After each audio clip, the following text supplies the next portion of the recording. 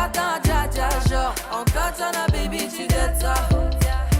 Oh, dja dja, y'a pas moyen, dja dja. J'suis pas ta cata, dja dja, genre en katana, baby, tu dettes ça. Aya, quel bonheur d'être ici à Cannes. Ouais, franchement, je suis contente d'être là aujourd'hui. C'est merveilleux de retrouver le public comme ça dans un festival de cinéma, dans un endroit pareil. Bah, c'est la première fois que je viens à un festival de Cannes. C'est super cool. Tu rencontres plein de monde. Ouais. C'est bien. Le cinéma, c'était important pour vous, toute petite, tout ça, il y a des souvenirs. Bon, je vais dire la vérité. Je suis plus série. Je vais dire la vérité, ouais. je suis plus série. Mais c'est vrai qu'il y a beaucoup de films que je kiffe. Ouais, mais les séries, c'est important. Quelle série, par exemple? Game of Thrones, Murder, qu'est-ce qu'il y a encore? Et puis glamour un peu, parce que quand même le tapis rouge, tout Ah, ça. c'est vrai que c'est glamour. Il y a du glamour, il y a du fantastique, il y a des couleurs, tu vois. Il y a de tout en fait. Et je pense que c'est aussi l'occasion de retrouver tout le monde aussi, tu vois, parce que c'est un grand événement. Et je pense que c'est un kiff pour tout le monde, que ce soit acteur, artiste, tout le monde. Qu'est-ce que vous avez envie de faire le plus ici à Cannes? Qu'est-ce qui vous fait le plus kiffer? Bah là, j'ai hâte d'être là ce soir, c'est tout. Ouais. Je suis détente, là, je suis bien. Ok. Ouais. Merci Aya. De rien. Aya Kamura, c'est la francophonie, tout comme le Québec en force dans ce festival de Cannes. En sélection officielle, Monia Chokri avec son film La femme de mon frère. On la retrouve avec sa comédienne.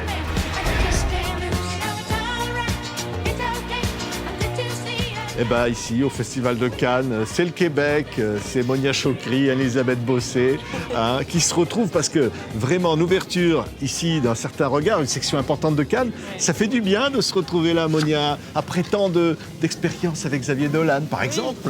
Oui, mais après quelques années aussi, parce que je suis venue il y a 7 ans la dernière fois pour Laurence Anyways. J'ai été la première fois il y a 9 ans pour Les Amours imaginaires. Et puis je ne pouvais pas imaginer, justement, que j'y retournerais comme cinéaste à l'époque. Je veux dire, c'était même pas un rêve.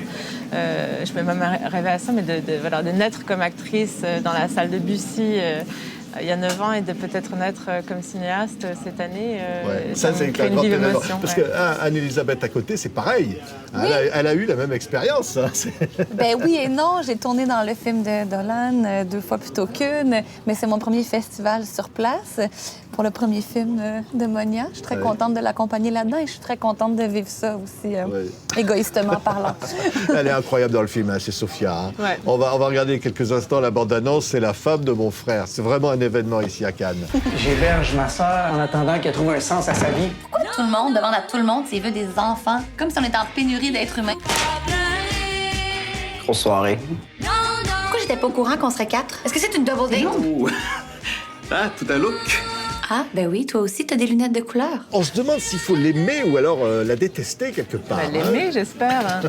Non, mais c'est normal en même temps parce qu'elle a tous ses travers. Mais je pense surtout qu'on s'identifie, surtout quand on est une femme, je pense qu'on peut s'identifier quand même à ce personnage qui en fait, et je voulais écrire un personnage juste aussi, une image de femme qui était plus juste. Donc il y a des moments où elle est seule, elle mange mal, elle se tient mal. Voilà, c'est comme la vie, quoi. C'est un être humain. Il faut arrêter aussi d'avoir une idée très fantasmée des femmes qu'on a énormément dans le cinéma aussi. C'est ça aussi, c'est ça qu'on n'a pas l'habitude de voir, hein, Elisabeth, Quelqu'un de- interpréter ce personnage-là. Oui, en fait, c'était bien d'avoir une image justement qui n'est pas polie dans le sens Qui est de pas dans la polissage. séduction, en Oui, fait. exactement, qui n'est pas une caméra qui va me magnifier ou quoi que ce soit, qui est une interprétation honnête et sincère et imparfaite, comme nous le sommes toutes et tous. Ouais, parce que si on va décrire un peu la situation, hein, elle est toute seule, quelque part un peu, Sophia, mais c'est fusionnel avec son frère.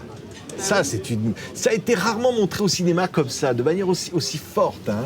Mais j'avais envie de raconter cette histoire frère-sœur aussi parce que je n'avais pas vraiment d'exemple de film qui traitait de ça. Il y avait Love Stream de Casavette qui est un peu le seul exemple que j'ai de relation frère-sœur. Mais sinon, on tombe rapidement dans l'inceste, par exemple, quand on parle de ces histoires-là au cinéma. Alors que pour moi, c'est dissonant parce que la relation frère-sœur est justement faite d'amour pur, quoi. Donc, c'est votre petite amie qui va vous raccompagner après l'intervention? Non. Non. Oui. Enfin, je suis son c'est-à-dire frère. que c'est ma sœur. Non, je suis sa sœur. Sophia, il y a quelque part, on le disait, on s'attache à elle. J'espère. C'était ça le défi, justement, parce qu'elle peut être très antipathique, parce qu'elle a l'ego très blessé. Donc, des fois, c'est pas les meilleures périodes de nous-mêmes quand on est abîmé comme ça par la vie. Mais oui, je pense qu'en même temps, comme elle est humaine, c'est ce qui fait qu'on la comprend finalement. Oui, parce qu'il va y avoir quelque chose qui va se passer dans leur histoire fusionnelle entre frères et sœurs. C'est que le frère va tomber amoureux, peut-être, on va le dire, hein, du gynécologue de sa sœur. Voilà. C'est vrai. Comme c'est ironique. Comme c'est ironique. Hein. Mais oui, puis en même temps, oui, c'est un personnage. En fait, j'aimais le personnage En fait, j'ai choisi aussi un médecin parce que pour moi, c'est un peu genre le nec plus ultra de l'être humain. Elle est tellement parfaite, en fait, Héloïse, cette femme qui va rentrer dans la vie du frère, qu'en fait, elle a aucune arme contre elle. Sophia, elle aimerait bien la détester, mais elle n'a aucune manière de la détester. Elle est Surtout parfaite. qu'elle accorde tellement d'importance au savoir. Là, justement, elle n'a pas d'outils pour contre elle. Ouais. Quelque part, il y a aussi les canons des relations amoureuses qui sont un peu triturés là-dedans, ce qu'on dit au fond, le modèle. Et c'est ça où finalement on se dit c'est un personnage libre, de femme libre. Oui. Moi, je ne sais pas si c'est un personnage de femme libre plus que c'est un personnage de femme juste. Ouais. C'est-à-dire que c'est juste qu'il semble libre parce qu'on le voit très rarement au cinéma. Alors que... C'est surtout une vision moderne de ce qu'une femme est au cinéma. Oui, mais une vision, au fond, où elle se dit on a le droit d'être ce que l'on est ou vivre la façon dont on a envie de vivre. En tous les cas, elle apprend au contact des autres. J'ai l'impression que c'est à force de s'ouvrir vers les autres qu'elle apprend qu'elle sera libre là-dedans, en fait. Moi, je trouve que c'est un film qui parle de devenir adulte aussi. S'attacher comme ça à la relation avec son frère, c'est s'attacher à l'enfance aussi. C'est pas vouloir évoluer, c'est pas vouloir garder ses acquis. Mais pour se transformer dans la vie, il faut laisser aller certaines relations, laisser les choses se transformer.